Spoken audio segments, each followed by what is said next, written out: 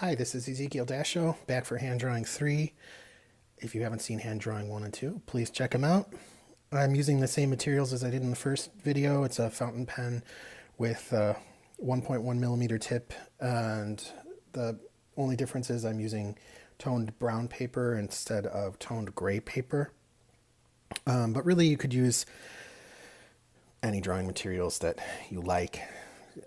This will be sort of just a demo of how I approach drawing hands, and I want to focus on line quality and shading, and the fountain pen really helps me do that. So I'm going to just start similar to how I did in the other videos and just jump right in here. I see this long line here.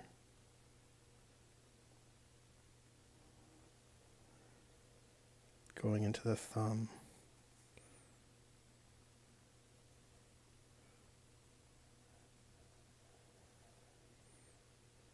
The curve of the thumb here.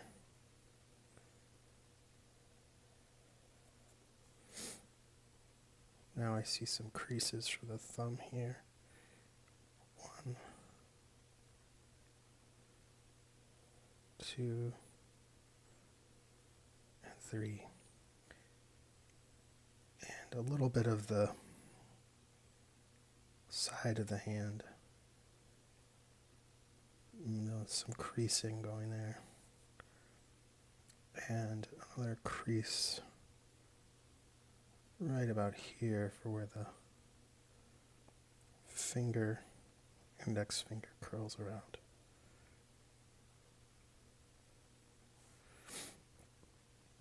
Now we've got this crease here. And let's just keep on moving.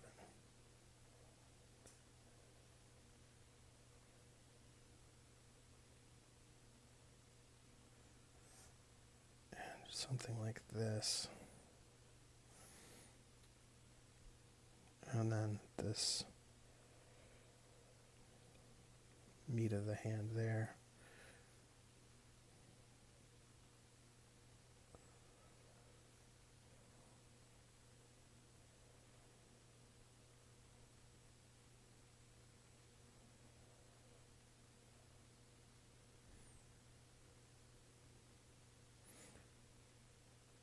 This curve leading into the fingernail, and we can treat that a little more later too. So the main thing now that we're doing is just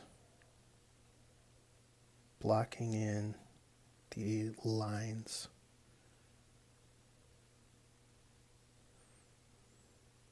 And so the fingernail would be something like that. And the curve for the fingernail here would be something kind of like this.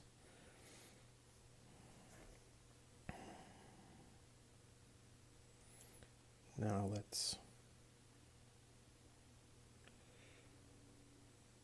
just keep going with the lines.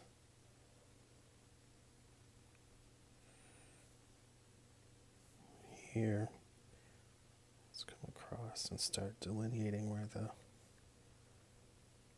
wrist and the hand will meet. And there where the hand becomes a wrist, we see these creases, and we'll deal with the rest of the details there in shading and see what we have. Let's throw in a fingernail here.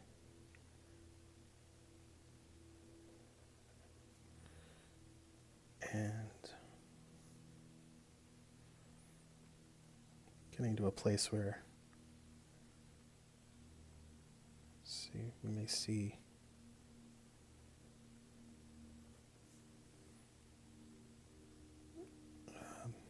some pretty distinct lines, but pretty soon we'll get to a place where it's better left to the shading process than the line drawing process. And the light that we have in this picture is coming from the left-hand side. So everything, all the planes that are facing that light source are going to be much brighter, and then as it tilts away, it'll get darker. So let's just start that shading process, and I'm going to add the first layer of shadowing to the index finger. And what I'm seeing is that sort of the shadowing starts about here, wraps to there, then kind of wraps back here. So just keeping that in mind, I'm going to just get that one level of shading in there. And let's do that with the rest of the fingers. And we see the levels of shading here.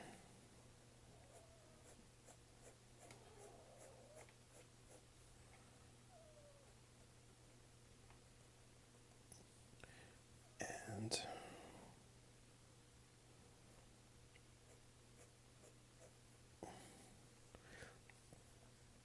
it'll look pretty rough at first as we start laying in these initial sections, but hopefully the completed picture has convinced you that it's worth going through the process to study the forms and do the shading like this. So the first level of shadow, just in different places the lines are going in different directions, and it's not necessarily like trying to show the contour of the skin. It's just in some places it is, but in some places it's just there to add that layer of depth. Like there, it'll go with the contour of the skin. And let's keep going with layer 1 here. So like this might be a layer of shadow here, and go with the contour of the skin just a little bit. Here, there,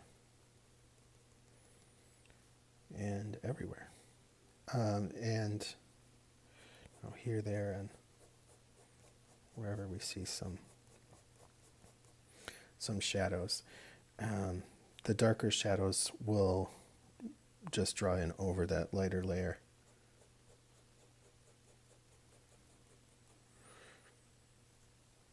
And let's see if we some more creases here.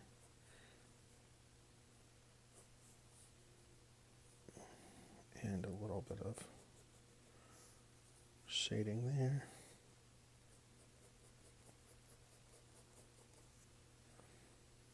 So on this finger here, we see the shading. There's like a light level of shading that kind of arcs down and back up a little bit. So let's call it something like that. And then there's another darker shadow kind of right there. So yeah, we'll just go around looking for places that need a initial layer of shadow and getting those pieced in. And we're getting to the end of that process now.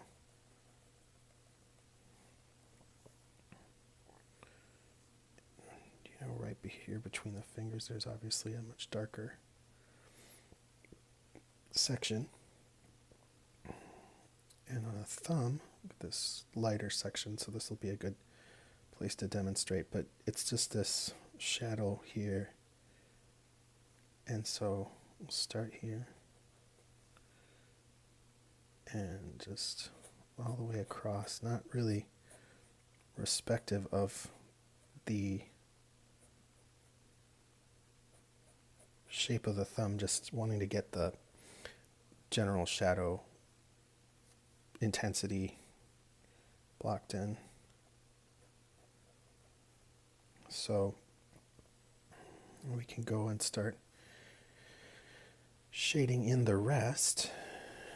Let's see, we've got this lighter section here too.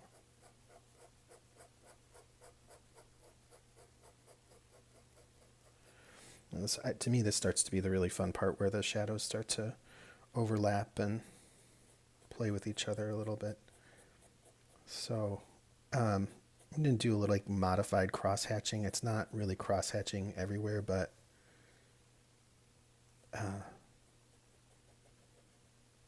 you know, I don't want to just go in the same direction all the time. But some places that is needed and some places not, and those are the kind of decisions that you wind up having to, the choices, I should say.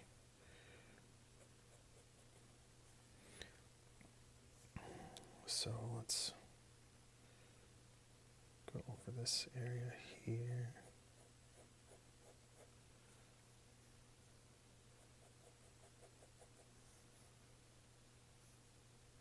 And let's look at the shadow cast by the thumb.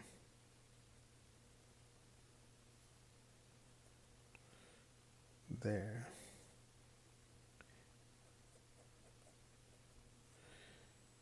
And there's this nice shadow line here, which we can use to cover the rest of that finger. And same situation there. This area of the hand is not in the highlights, so we'll give it like a base layer. And there's a shadow being cast here. And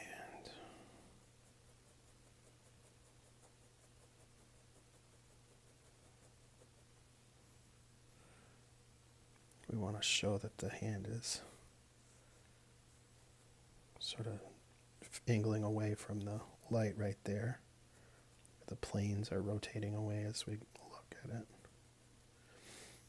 The hand itself is casting a shadow, and so is the arm.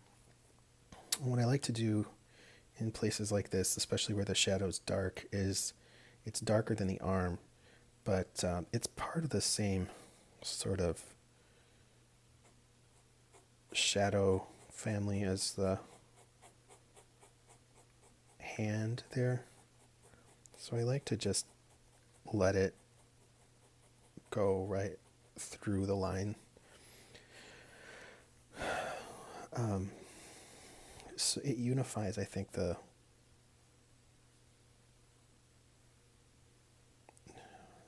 tone or the shadows in a way that, you know, seems natural.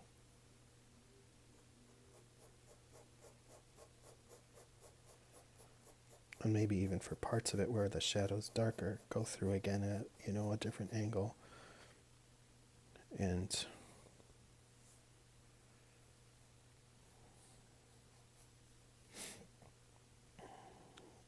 I don't really care to draw the shirt, but we can look at some of the shadow from that. And let's look something like that.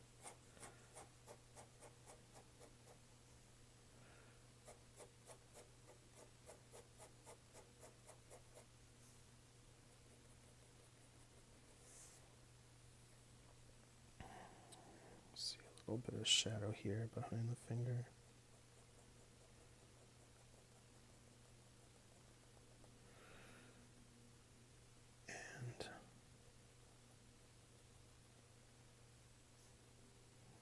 more there.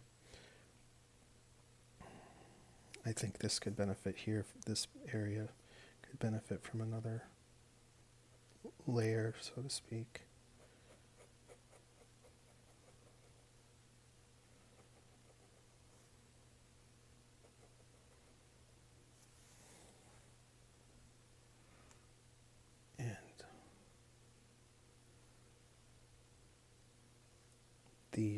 And the finger here is quite a bit,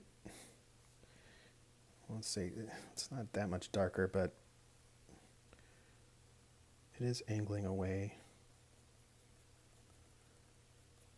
further from the light source. And I'm just going to touch this up while I talk. So I'm thinking about just giving this whole finger a layer, and then having that meld into the hand so that it's kind of unified, like we were talking about earlier with the hand in the background. So let's try that.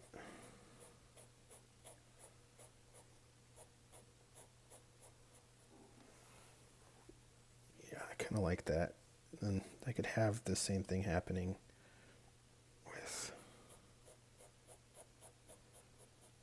with that.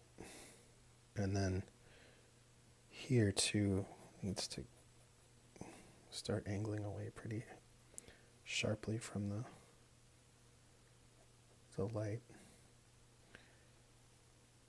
And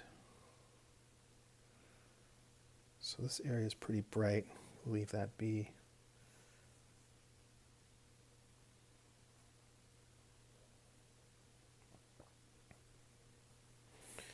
And we're getting into that place where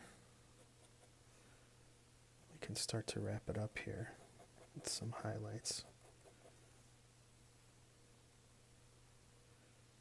This is not quite as bright as the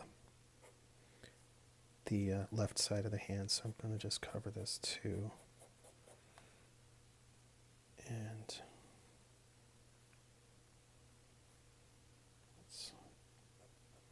just studying the shadow shapes.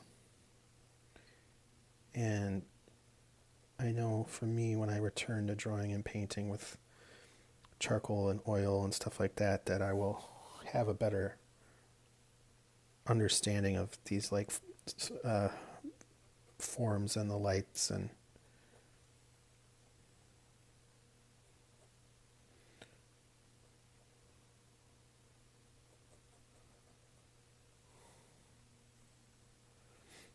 maybe a little bit of this, just contour and a little bit of that.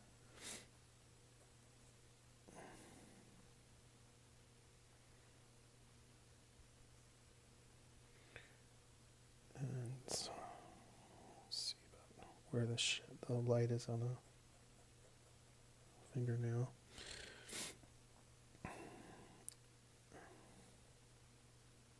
So I see this to get this rounder here, I'm going to want to get in a layer there. And then this is quite dark here, so I can tune that, get that more in tune with what we're seeing.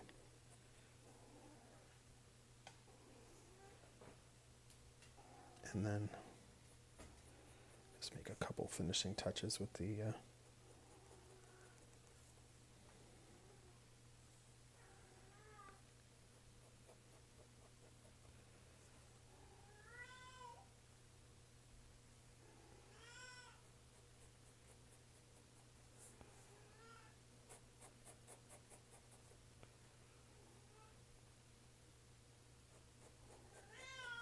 oh, my cat needs a warm lap.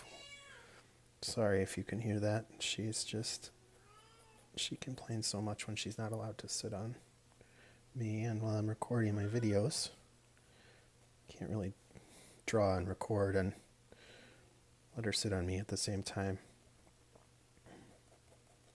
Well, she sits on my shoulder, which she sometimes does, but That can be sort of distracting, especially if she gets on the shoulder that's trying to draw. Okay.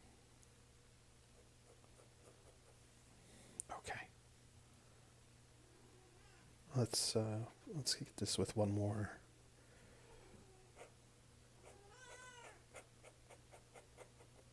There we go. Now let's take the white pencil, like we've been using in the others, and go ahead and just take the time to make the time, I guess, to draw the highlights that we see. And this is more about just studying where and how the shapes of the light are formed than anything else. And I can see already, like, this isn't absolutely correct here, but we can keep going with it.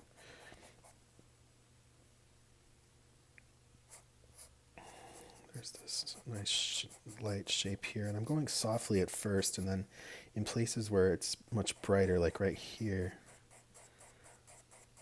it's getting some of that primary light source getting much brighter. And here, softer. And it's like here, maybe a little soft lighting. But this process is as close to shading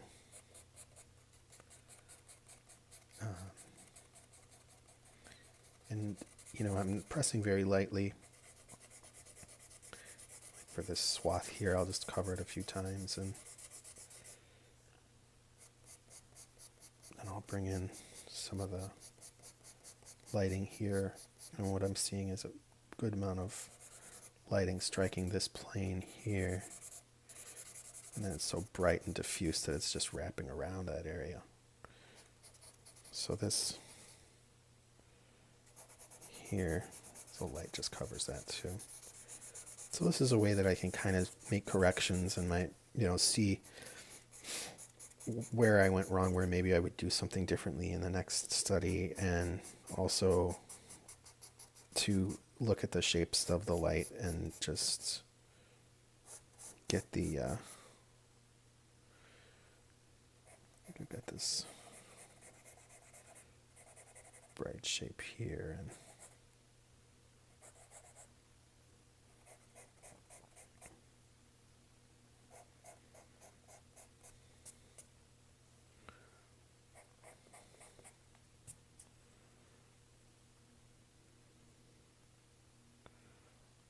now I'm going to look around and see if there are areas that, like right here, there are these like wiggly shapes of light that go with the lots of little planes that are wrinkled up from making the fist here.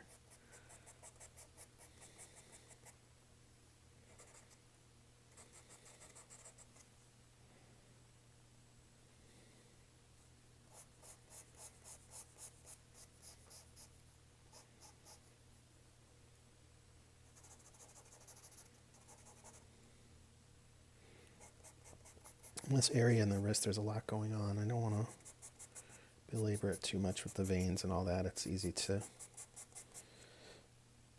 get into those details, but I want to just focus on these details up here.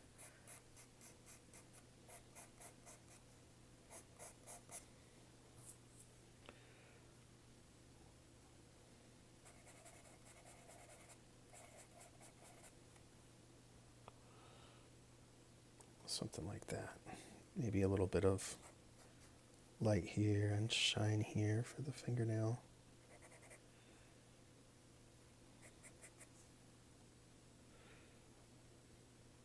And let's look at this knuckle here.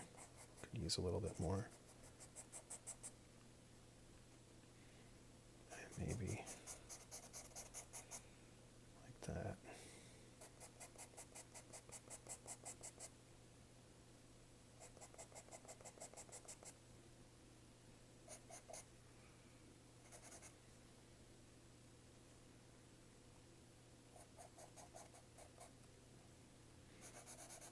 Okay, so I've got those main layers blacked in, and there are certain parts over here that I want to make really bright.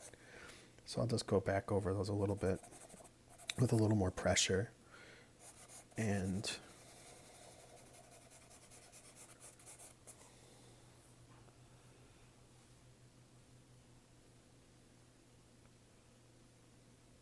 see this area here could use a little dab of, yeah, there we go. We're starting to get there.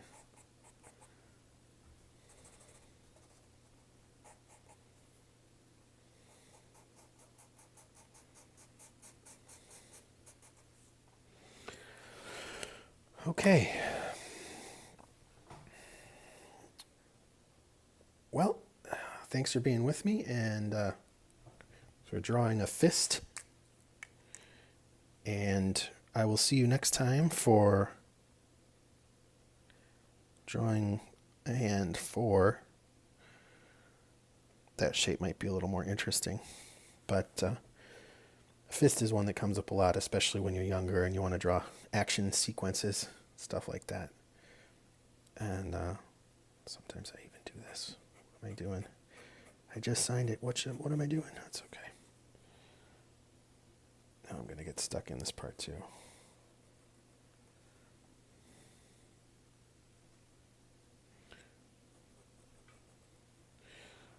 Oh, the dangers of messing with something after you sign it. Okay. Well, thanks for being with me, and I hope to see you next time, and have a great day.